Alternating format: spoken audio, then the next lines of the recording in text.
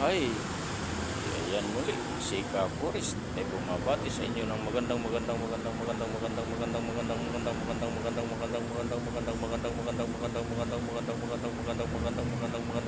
po sa atin lahat mga Ka-Forest. Ayan,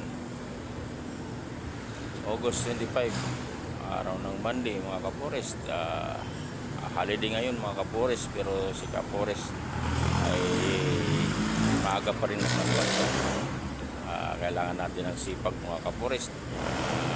Anyway, laging palala ni Ka-Forest, ingat po tayo palagi sa ating paglalakbay araw-araw saan man tayo magpunta. Huwag kalimutan ang ating pagdasal sa ating tahanan bago tayo umalis para sa ating kaligtasan at sa ating pamilya mga Ka-Forest. Yan po. Ganon din po sa ating mga kasamaan, mga riders, drivers, mga commuters. Ingat po tayo. Medyo makulimlim yung panahon ngayon.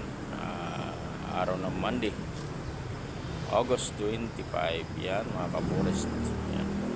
Maraming ngayon, medyo maluwag yung kalsada, medyo mabibilis yung mga sakyan, maluwag kalsada, walang traffic.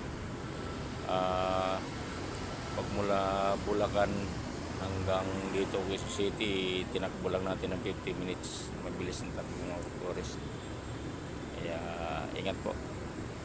Thank you for watching by Ka-Forest Vlog Adventure.